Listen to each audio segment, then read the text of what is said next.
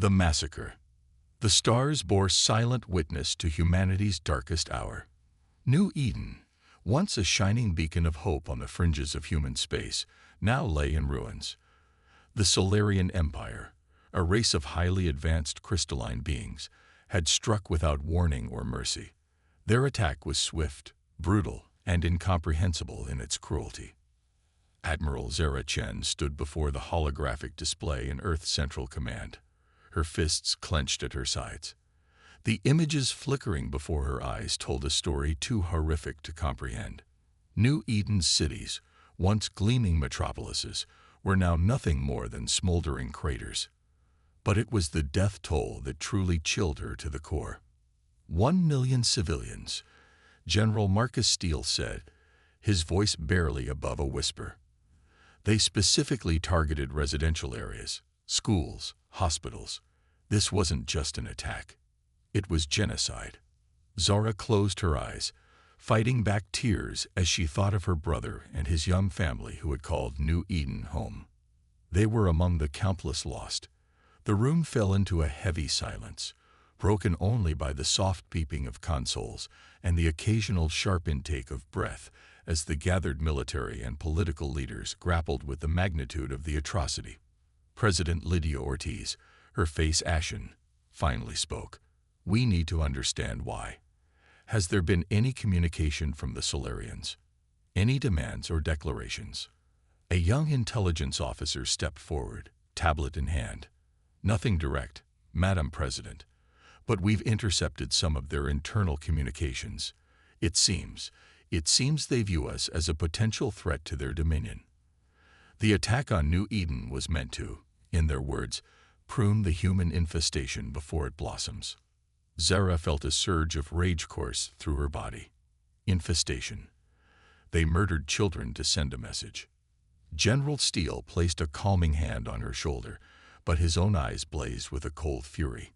The Solarian Empire has been expanding unchecked for millennia. We've had reports from other species, refugees fleeing their advance. They don't conquer, they exterminate.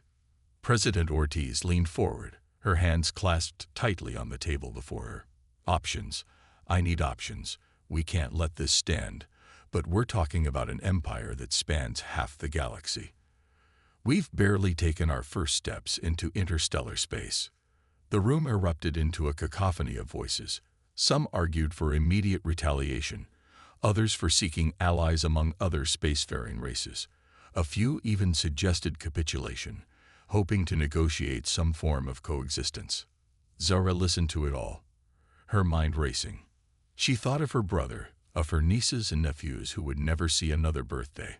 She thought of the millions of families torn apart, of the future that had been stolen from an entire generation. And in that moment, she knew that humanity could not afford to be timid. "We fight," she said, her voice cutting through the din. All eyes turned to her. "We fight with everything we have, not just for vengeance, but for survival. The Solarians have made it clear there's no coexistence with them. It's us or them." General Steele nodded slowly, a grim smile forming on his weathered face. "Admiral Chen is right, but we can't fight them conventionally. We need to be smarter, more adaptable. We need to hit them in ways they won't expect." He stepped to the central holoplay, bringing up a galactic map. "I propose Operation Stardust, a multi-pronged approach combining guerrilla tactics, technological innovation, and diplomatic outreach to other species who suffered under Solarian oppression." As Steele outlined his plan, Zara felt a glimmer of hope kindle in her chest. It was audacious, perhaps even desperate, but it played to humanity's strengths: adaptability, ingenuity, and an indomitable will to survive against all odds. President Ortiz listened intently, her expression grave but resolute. When Steele finished, she stood, looking each person in the room in the eye. "What we're contemplating, it's not just a war. It's a fight for the very survival of our species. If we commit to this, there's no turning back. We will likely suffer losses that will dwarf even what happened on New Eden." She paused, taking a deep breath. "But we cannot allow such an atrocity to go unanswered. We cannot cower in fear while a hostile power decides whether our children have the right to exist. If we don't stand now, we may never get another chance. The president's gaze fell on Zara. Admiral Chen, you've suffered a personal loss in this attack. I won't order you to be part of this operation, but if you're willing, I believe your insight and your motivation could be invaluable. Zara straightened, feeling the weight of history settling on her shoulders. Madam President, General, I'm not just willing. I volunteer to lead the first strike team. The Solarians need to learn that when you wound humanity, when you spill the blood of our innocent, you've sealed your own fate. A murmur of agreement rippled through the room. General Steele nodded approvingly. Then it settled. We'll begin preparations immediately. The Solarians think they've broken our spirit, that we'll fade quietly into the void. They're about to learn how gravely mistaken they are.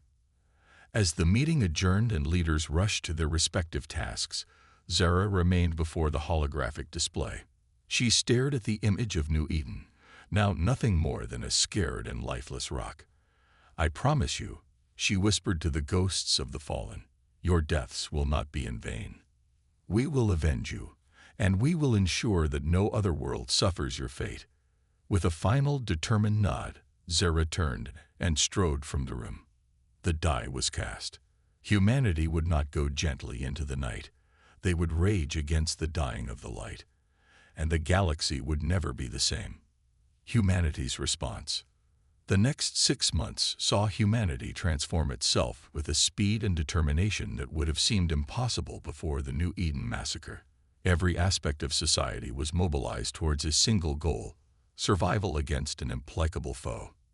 Admiral Zara Chen found herself at the heart of this whirlwind of activity. Operation Stardust had moved from concept to reality with breathtaking speed, and she now stood before a group of the most elite soldiers Earth had to offer. You've all seen the briefings, Zara began, her voice carrying across the cavernous training facility. The Solarians are technologically advanced, numerically superior, and utterly ruthless. By all conventional metrics, this war is unwinnable. A ripple of tension passed through the assembled troops. Zara allowed herself a grim smile. Fortunately, humanity has never much cared for conventional metrics. We're not here to fight a conventional war. We're here to rewrite the rules of engagement. She gestured, and a holographic display sprang to life behind her, showing schematics of advanced weaponry and stealth systems. Thanks to round-the-clock efforts from our best scientific minds, we've made breakthroughs that would have taken decades under normal circumstances. Dr. Aisha Patel, the lead scientist of Project Prometheus, stepped forward. Her eyes were sunken from months of sleepless nights, but they burned with an intense fire. We've reverse-engineered several key components of Solarian technology from debris recovered from New Eden. More importantly, we've improved upon them. She manipulated the holographic display, zooming in on what looked like a standard assault rifle. This is the XM-12 Phantom. It incorporates a miniaturized phase shift field, allowing for near-perfect optical and energy camouflage. Its ammunition is designed to bypass Solarian force fields, delivering a payload that disrupts their unique crystalline biology. Zara watched as the soldiers leaned forward, their eyes gleaming with a mixture of awe and anticipation. She knew that look well. It was the same one she saw in the mirror every morning. The desire for payback tempered by the weight of humanity's survival resting on their shoulders. You'll be spending the next month training with these new systems, Zara continued. You'll eat, sleep, and breathe this technology until it becomes an extension of your own bodies. Because when we strike, we'll have one shot at this. We have to make it count. As the troops dispersed to begin their training, General Steele approached Zara. Impressive speech, he said quietly. How are you holding up? Zara's jaw tightened almost imperceptibly. I'm focused on the mission, sir. Personal feelings don't enter into it. Steele's weathered face softened slightly. They do, Zara. That's what makes you human. It's what separates us from the Solarians. Just don't let it consume you. Before Zara could respond, an aide rushed up, his face flushed with excitement. Admiral, "General, we've got something. The deep space listening posts have picked up Solarian communications. We've located one of their forward operating bases, just at the edge of what used to be the New Eden solar system." Zara and Steele exchanged a look. This was the opportunity they'd been waiting for. "Prep the team," Steele ordered. "We move in 48 hours." The next 2 days were a blur of final preparations and briefings. Zara stood in the hangar bay of the UES Nemesis, Earth's most advanced stealth frigate, watching as her strike team made final equipment checks. "This is it, people," she said, her voice calm despite the adrenaline surging through her veins. "Operation Stardust begins now. We go in fast, we hit hard, and we show these bastards that humanity is not to be trifled with." The journey to the Solarian base was tense, filled with an electric silence. As they approached, Zara marveled at the alienness of the Solarian construction. The base was a sprawling, crystalline structure that seemed to pulse with an inner light. "Stealth systems engage," the ship's AI announced. "We are undetected." Zara nodded to her team. "Remember your training. Stick to the shadows, use your phantoms, and for God's sake, watch each other's backs. The future of our species rides on this mission. Success." They deployed from the Nemesis with practiced precision, their phase shift fields rendering them nearly invisible against the backdrop of space. Zara led the way, her heart pounding as they breached the outer defenses of the Solarian base. Inside, the architecture was even stranger, a disorienting mix of geometric precision and organic fluidity that seemed to defy human understanding. But Zara and her team had trained for this. They moved like ghosts through the alien corridors, planting charges at key structural points and gathering vital intelligence. It wasn't until they reached the central command node that things went sideways. A Solarian warrior, larger and more intricately faceted than the others they'd encountered, seemed to sense their presence despite their phase shift fields. "Contact," Zara shouted as the massive crystalline being bore down on them, its body pulsing with barely contained energy. The air filled with the sound of phantom rifles discharging. The Solarian's force field flared and failed under the assault, but not before it managed to trigger an alarm. "Change of plans," Zara barked into her comm. "Forget stealth. We bring this whole damn place down. Now." What followed was a chaotic running battle through the twisting corridors of the Solarian base. Zara's team fought with a ferocity born of righteous anger and desperation, their new weapons proving their worth as Solarian warriors shattered before them. As they fought their way back to the extraction point, Zara found herself face to face with another of the larger Solarians, this one adorned with elaborate crystalline structures that suggested high rank. For a moment, they locked eyes, or what passed for eyes on the alien's faceted visage. In that instant, Zara saw something she hadn't expected. Fear. The Solarians, for all their technological might and cold cruelty, had never faced an enemy like humanity before. An enemy that, when pushed to the brink, pushed back with unmatched ferocity and ingenuity. With a primal yell, Zara emptied her phantom's clip into the Solarian commander, watching with grim satisfaction as it fractured and crumbled to the ground. "That's for New Eden," she snarled. Moments later, they were back aboard the Nemesis, watching through the viewscreen as the Solarian base erupted in a series of massive explosions. As the structure broke apart, spilling its crystalline contents into the cold void of space, Zara felt a complex mix of emotions: satisfaction, grief, and a steely resolve. General Steele's voice came over the comm, tight with barely contained excitement. "Nemesis, report. Did we succeed?" Zara took a deep breath, looking at her battered but triumphant team. "Sir, Operation Stardust is a go.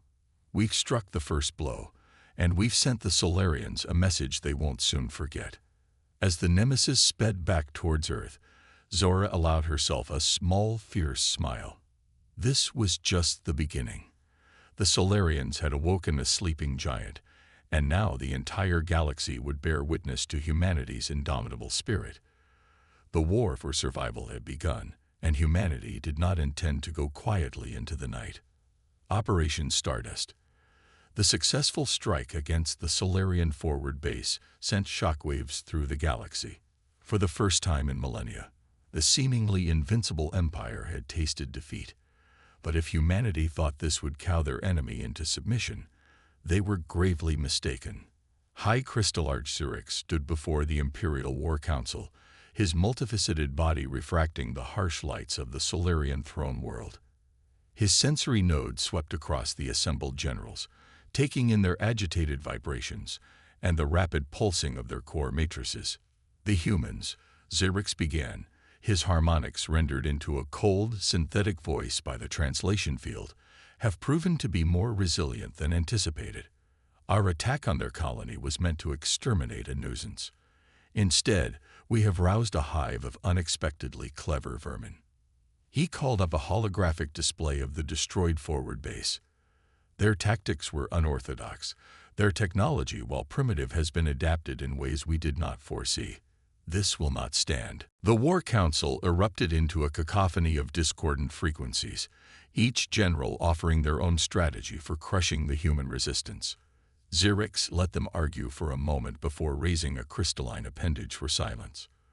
"We will not make the mistake of underestimating these creatures again," he declared. "I am hereby ordering a full-scale assault on all known human colonies. We will crush their will to resist and then systematically eradicate their species from the galaxy." As the Solarian war machine rumbled to life, humanity braced for the coming storm. The attack, when it came, was even more devastating than they had feared. On Earth, Admiral Zara Chen stood in Central Command, watching with growing horror as reports flooded in from across human space.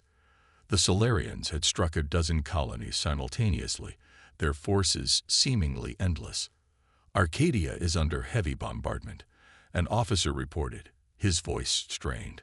"New Athens has gone dark. We've lost contact with Io Station." General Steele, his face haggard from sleepless nights, turned to Zara. "They're trying to replicate what they did on New Eden. Hit us so hard and so fast that we have no chance to recover." Zara nodded grimly. "But this time, we're not caught completely off guard. Our new defense systems are online. We've evacuated as many civilians as we could to hardened shelters. We can weather this storm." Even as she spoke, another officer called out, "Sir, we're picking up a massive Solarian fleet on approach to the Sol system. They'll be in range of our outer colonies within hours." Steele's eyes met Zara's. They both knew what this meant. Sol was humanity's home, their last bastion. If it fell, there would be nowhere left to run. "Prep the fleet," Steele ordered.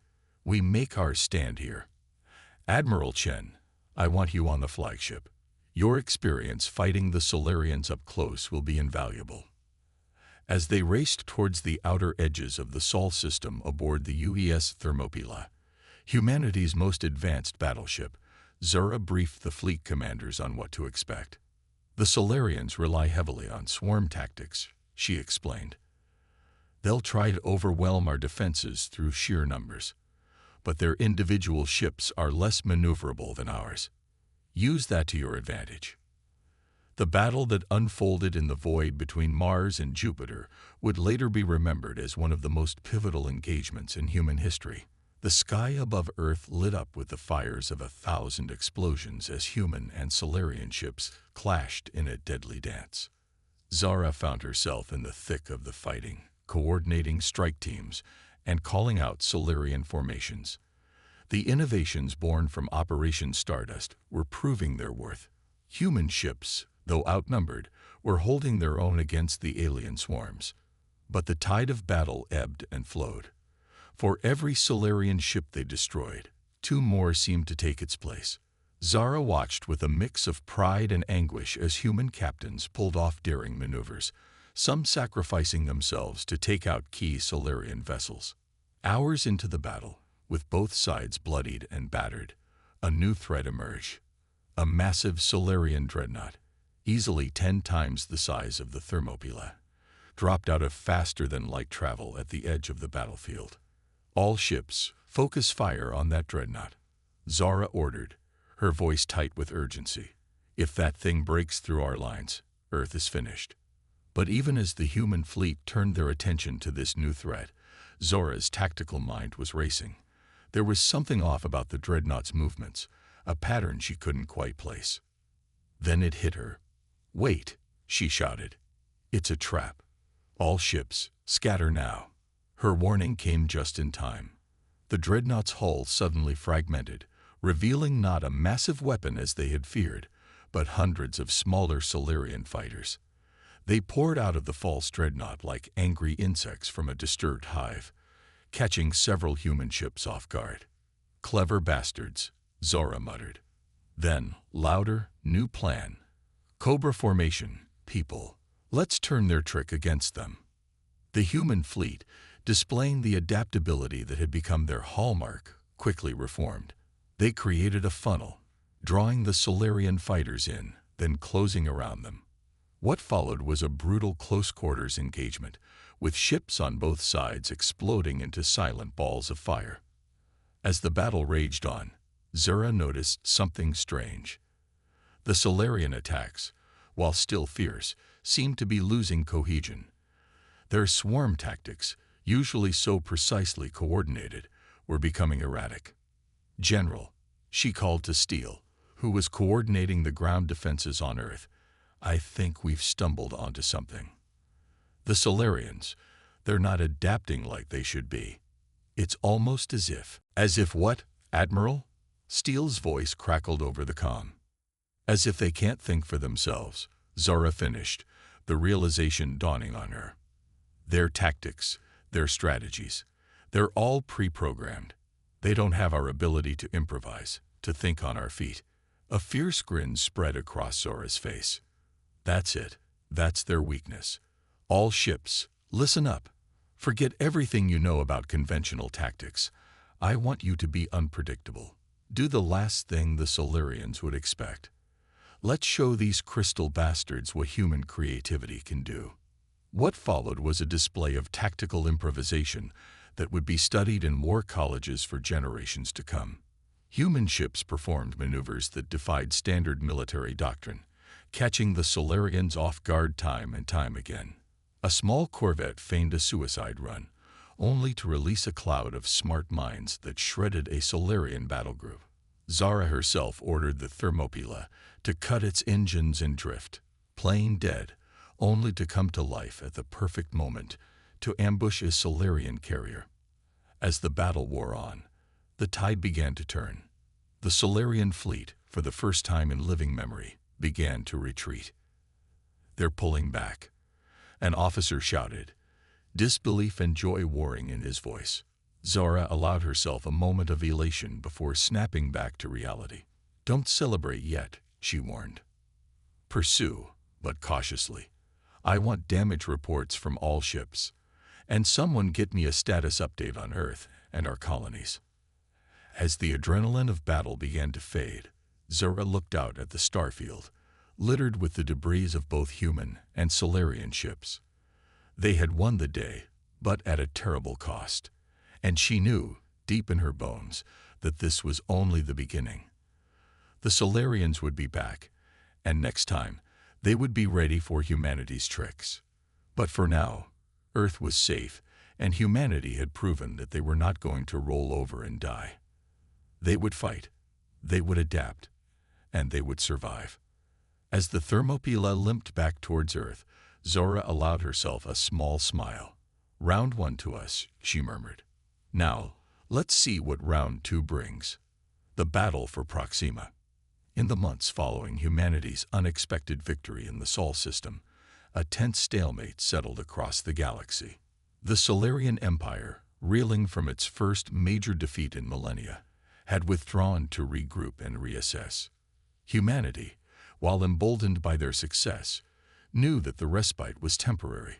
Admiral Zara Chen stood before the United Earth Defense Council, her posture rigid, her eyes reflecting the weight of the decisions that lay before them. The holographic display behind her showed the current state of human space, a fragile network of colonies and outposts, many still bearing the scars of recent Solarian attacks. "We've bought ourselves time," Zura began, her voice steady and determined. "But we can't afford to be complacent. The Solarians will be back, and they'll have learned from their mistakes. We need to take the fight to them."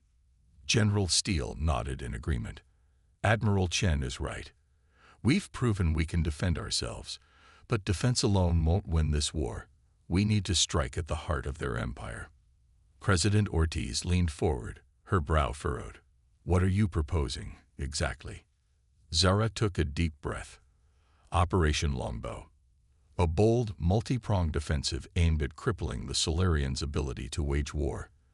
The centerpiece of this operation will be an all-out assault on their major shipyards and supply depots in the Proxima Centauri system." The room erupted into a flurry of voices, some supportive, others skeptical. Zara waited for the commotion to die down before continuing. "I know it sounds risky," she acknowledged. "Proxima Centauri is deep in Solarian territory, but our intelligence suggests that they've left it relatively undefended, confident in the strength of their inner systems. They don't expect us to have the audacity to strike so far from home." Dr. Aisha Patel, who had been quietly observing until now, spoke up. "We've made further breakthroughs in adapting Solarian technology. Our new stealth systems should allow us to approach undetected, and we've developed a weapon that could turn the tide of the entire war." She brought up a schematic on the holodisplay. "We're calling it the Sunforge. It's a device capable of inducing artificial solar flares, potentially destabilizing Solarian ships and structures on a massive scale." The council members murmured in a mixture of awe and apprehension. President Ortiz's eyes narrowed.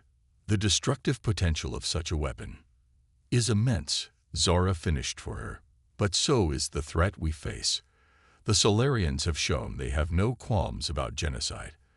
This could be our only chance to end this war before it's too late." After hours of heated debate, the council finally gave their approval. Operation Longbow was a go. The next few weeks were a whirlwind of preparation. Every available ship was retrofitted with the latest stealth technology. Crews trained relentlessly, pushing themselves to the limits of human endurance. And at the heart of it all was the Sunforge, a weapon that held both their greatest hopes and their deepest fears. As the day of the operation dawned, Zara found herself once again on the bridge of the UES Thermopylae. The ship had been extensively repaired and upgraded since the Battle of Sol, its hull now gleaming with the latest in human Solarian hybrid technology. "All ships report ready, Admiral," her XO announced. Zara nodded, her face a mask of determination. "Then let's make history. All ships, commence Operation Longbow." The journey to Proxima Centauri was tense, each moment filled with the fear of discovery. But their new stealth systems held, and they arrived undetected on the outskirts of the system. What they found took their breath away. The Proxima shipyards were vast beyond imagining, a sprawling network of crystalline structures that seemed to defy the laws of physics. Dozens of half-built Solarian dreadnoughts hung suspended in space, each one large enough to dwarf Earth's entire fleet. "My God," someone whispered on the bridge. "How can we possibly?" "We stick to the plan." Zara cut them off, her voice leaving no room for doubt. "Battle Group Alpha, target those construction arrays. Beta, take out their defense platforms. Gamma, you're with me. We're going for the command and control center." The element of surprise was total. Human ships decloaked and opened fire simultaneously, their weapons enhanced by stolen Solarian tech. The shipyards erupted into chaos, alarms blaring silently in the vacuum of space as the Solarians scrambled to respond. But the real shock came when Zara gave the order to deploy the Sunforge. The device, mounted on a specially designed ship, came to life with a pulse of energy that seemed to distort the very fabric of space-time. For a moment, nothing happened. Then, Proxima Centauri itself seemed to shudder. A massive solar flare, far larger than any natural phenomenon, erupted from the star's surface. The wave of energy washed over the shipyards, overloading Solarian systems and shattering their crystalline structures. The devastation was beyond anything Zora had imagined. Entire sections of the shipyard simply disintegrated, reduced to clouds of glittering dust. Solarian ships, caught unprepared, tumbled helplessly in space, their systems fried by the artificial flare. But the Sunforge had taken its toll. The ship carrying it began to break apart, consumed by the very energies it had unleashed. Zara watched in horror as it exploded in a blinding flash of light. "All ships, pull back," she ordered. "The Sunforge is unstable. We need to get clear before." Her words were cut off as a second, even larger flare erupted from Proxima. This one caught the human fleet, damaging systems and overloading shields. "Evasive maneuvers," Zara shouted. "Get us out of here, now." What followed was a harrowing retreat, human ships limping away from the inferno they had created. But even as they fled, Zara knew they had achieved something monumental. The heart of the Solarian war machine lay in ruins behind them. As they jumped to faster-than-light speed, leaving the chaos of Proxima behind, Zora allowed herself a moment of reflection. They had struck a crippling blow against the Solarians, but at what cost? The power they had unleashed was terrifying, and she couldn't shake the feeling that they had crossed a line from which there was no return. But as she looked at the determined faces of her crew, she knew that they had done what was necessary. Humanity had taken its stand, and the galaxy would never be the same. "Set course for Earth," she ordered, her voice tired but resolute. "It's time to let them know. The tide of war has turned." Turning the tide. The aftermath of the Battle of Proxima Centauri sent shockwaves throughout the galaxy. As news of the devastating attack spread, the seemingly invincible Solarian Empire found itself facing a crisis unlike any in its long history. On Earth, the mood was a complex mixture of elation and sobering reality. Admiral Zara Chen stood before the United Earth Defense Council once again, this time to deliver her after-action report. "The Proxima offensive was a success beyond our wildest expectations," she began, her voice steady despite the exhaustion evident in her eyes. "We've crippled the Solarians' primary shipyard and dealt a severe blow to their ability to wage war. But the cost," she paused, swallowing hard. "The cost was high." The holographic display behind her showed the casualty figures. Thousands of human lives lost, dozens of ships destroyed or damaged beyond repair. And then there was the Sunforge, a weapon of such terrible power that its very existence posed as much a threat to humanity as it did to their enemies. President Ortiz leaned forward, her face grave. "And what of the long-term consequences, Admiral? The Sunforge's effect on the Proxima star?" Dr. Aisha Patel stepped forward, her usual confidence tempered by concern. "The star has stabilized, but we're detecting unusual radiation patterns. The long-term effects on the system are uncertain. We may have rendered Proxima uninhabitable for centuries to come." A heavy silence fell over the room. It was General Steele who finally broke it. "We did what we had to do. The question now is, where do we go from here?" Zara took a deep breath. "We press our advantage. The Solarians are reeling, but they're far from defeated. We need tow." She was interrupted by an aide rushing into the room, face flushed with excitement. "Madam President, Admiral, we're receiving transmissions from all over the galaxy." The main screen lit up, showing a flood of incoming communications. Some were in languages the translators struggled to decipher. Others came through clear as day. But the message was the same across all of them. Offers of alliance, of support, of technology exchange. "It seems," President Ortiz said, a note of wonder in her voice, "that our victory at Proxima has not gone unnoticed. We've inadvertently become a rallying point for every species that suffered under Solarian oppression." Zara felt a surge of hope, tempered by caution. This could change everything. But we need to be careful. Some of these species might be seeing us as a weapon to point at the Solarians, not true allies. Over the next few weeks, Earth became a hub of frantic diplomatic activity. Representatives from dozens of species arrived, each with their own agenda, their own grudges against the Solarians, and their own unique perspectives to offer. The Volith, a race of silicon-based life forms, offered advanced shielding technology that could counteract Solarian weapons. The Zetri, an ancient species long thought extinct, emerged from hiding to share the secrets of faster-than-light travel that could revolutionize human fleets. But it was the arrival of the Ithri that truly changed the game. A race of energy beings who had once been part of the Solarian Empire before breaking away millennia ago. They brought with them an understanding of Solarian psychology and weaknesses that no one else possessed. The Solarians are not a monolith, the Ithri ambassador explained, its form shimmering with barely contained energy. Their empire has fault lines, ideological differences that have been suppressed for eons. Your victory at Proxima has widened those cracks. With the right pressure applied in the right places, the implications were staggering. What had begun as a desperate fight for survival was rapidly evolving into something much larger. A galactic revolution.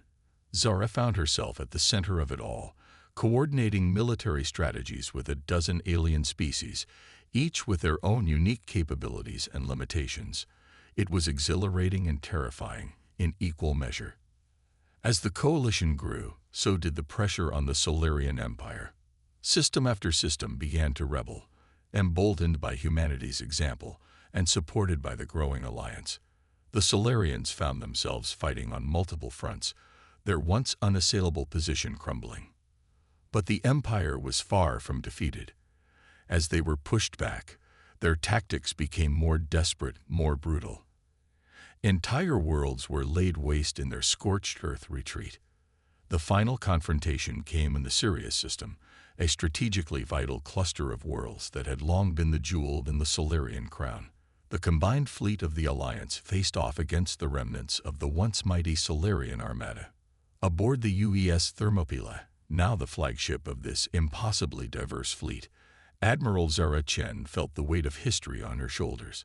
Everything had led to this moment. All ships, all species, she broadcast, her words translated into a dozen different languages. We fight today not just for humanity, not just for our own peoples, but for the future of this galaxy. The Solarians believed they had the right to determine who lives and who dies. Today, we prove them wrong. Today, we show them that diversity, adaptability, and cooperation are not weaknesses to be purged, but strengths to be celebrated. The battle that followed was like nothing the galaxy had ever seen.